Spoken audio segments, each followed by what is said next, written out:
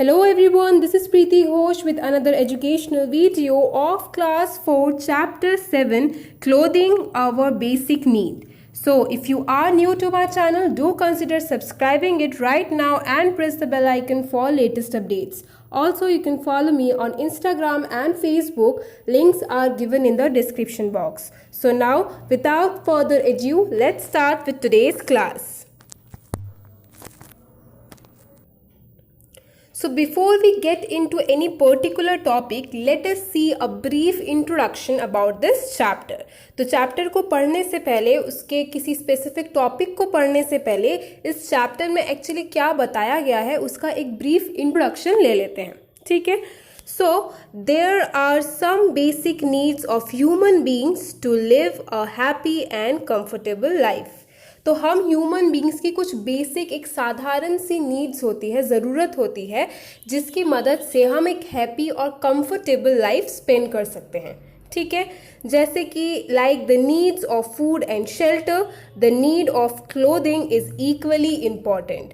जैसे हमारे लिए खाना और रहने के लिए एक जगह बहुत ज़्यादा ज़रूरी है, वैसे ही क्लोथ्स, कपड़े भी हमारे लिए उतने ही इम्पॉर्टेंट हैं, उतने ही ज़रूरी हैं, ठीक है। So the early men used to protect their body from the heat and cold by covering it with leaves of trees and skin of animals. तो अर्ली ह्यूमन बींग्स क्या करते थे, एंशियंट के जो ह्यूमन बींग्स होते थे वो क्या करते थे, वो अपनी बॉडी को कोल्ड और हीट से प्रोटेक्ट करने के लिए लीव्स की सहायता से अपनी बॉडी को कवर क्या करते थे, लीव्स यूज करते थे या फिर एनिमल्स के स्किन से कपड़े बनाते थे, ठीक है। जैसे कि इस पिक्चर में देख सकते हैं, पहले यूजुअली लोग क्या करते थे, they used to wear skin of animals और else they used to wear leaves, ठीक है। Now as the time progressed, man discovered the use of fibers from plants. Today, different varieties of clothes are available to different people, male, female, young and old.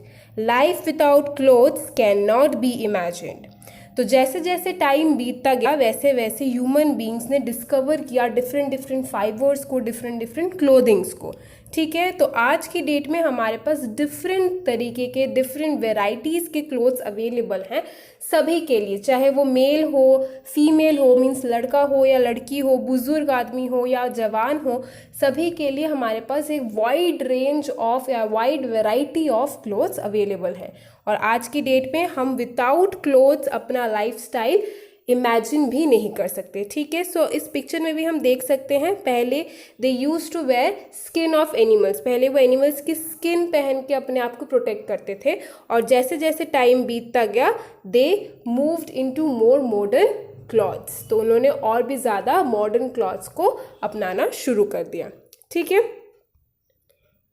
So let's move on to our first topic of this chapter, that is need for clothing.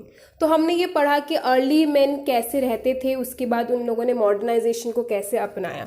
अब हम पहले देखते हैं कि clothing इतना ज़रूरी क्यों है, उसका नीड क्या है, ज़रूरत क्या है, ठीक है। So the need for clothing is as important as the need for food. Clothing, कपड़े उतने ही ज़रूरी है जितना कि हमें ज़िंदा रहने के लिए खाने की ज़रूरत है। हमारे लिए फूड जितना ज़रूरी है उतना ही क्लोथिंग भी बहुत ज़रूरी है। We wear different types of clothes, हम डिफरेंट टाइप्स के कपड़े पहनते हैं, ठीक है। Now we wear uniform to our school, हम स्कूल में क्या यूनिफॉर्म पहन के जाते हैं। Then we wear sport dress to play at evening and loose clothes at home.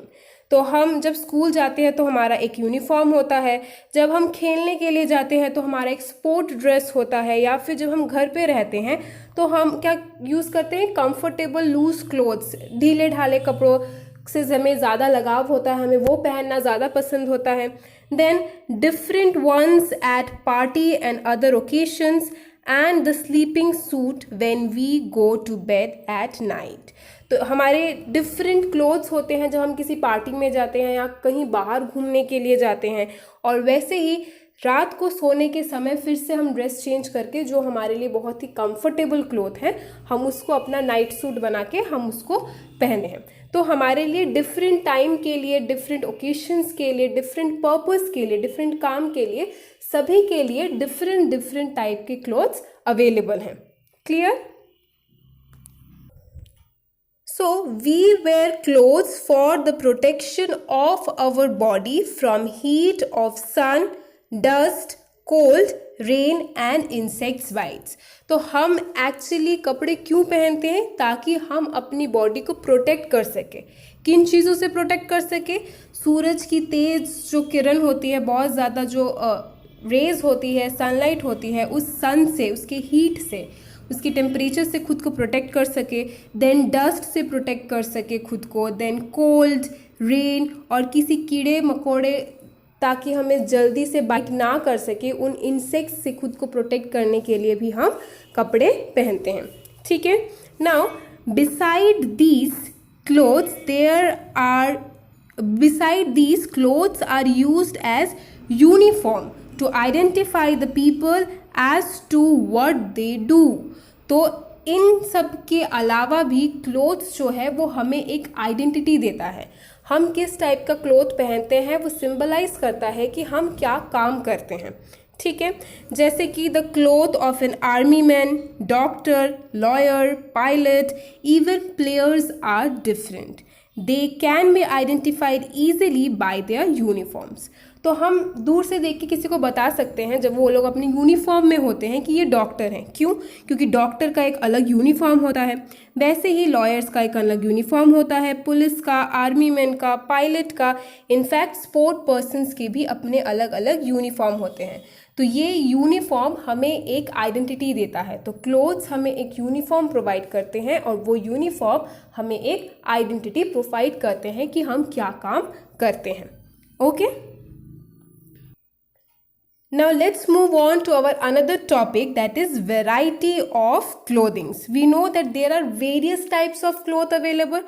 हमारे पास बहुत सारे clothes available है different climate को base करके, different weather conditions को base करके, isn't it? So let's read out what is given. We use different varieties of clothes. हम different तरीके के different varieties के clothes use करते हैं।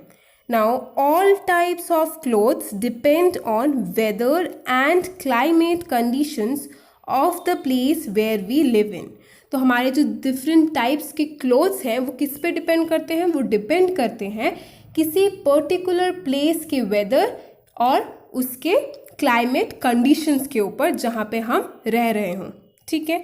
जैसे कि एग्जाम्पल के लिए हम क्या ले सकते हैं? For example, people of hilly region wear woollen clothes. जो लोग हिली रीजन्स में रहते हैं, पहाड़ी इलाकों में रहते हैं, वो क्या करते हैं? वो यूजुअली वुलन क्लोथ्स पहनते हैं, गर्म कपड़े पहनते हैं, राइट? क्योंकि वहाँ पे बहुत ज़्यादा ठंडी होती है तो गर्म कपड़े उन्हें गर्म रखने में मदद करते हैं। ठीक है। उनके आउटर जो कोल्ड एटमॉस्फेयर है उससे उसकी बॉडी को प्रोटेक्ट करते हैं।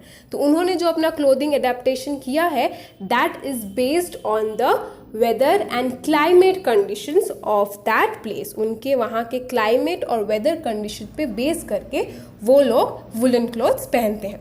Clear? Similarly people of different states wear different types of clothes. Different states के पीपल भी डिफरेंट तरीके के क्लोथ्स पहनते हैं। मतलब बंगालीज का एक अलग ट्रेडिशनल क्लोथिंग्स होता है, वैसे ही पंजाबियों का अलग होता है, वैसे ही साउथर्न इंडिया में एक अलग कॉस्ट्यूम्स होते हैं। सो डिफरेंट स्टेट्स के एक डिफरेंट पोशाक होते हैं, डिफरेंट क्लोथिंग्स होते हैं। Clear? Usually clothes are made from 2 types of materials.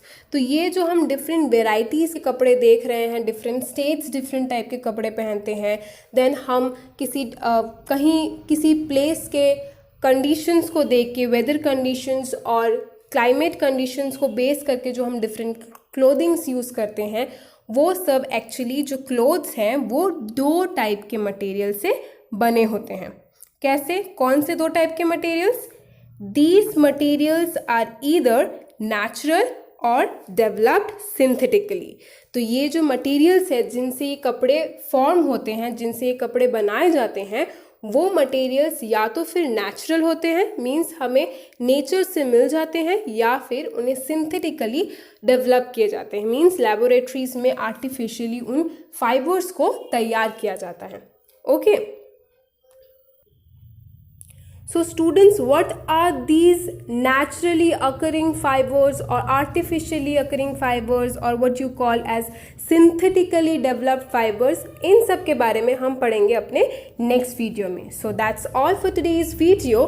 In our next video, we will continue with this chapter. Till then, stay tuned and thank you.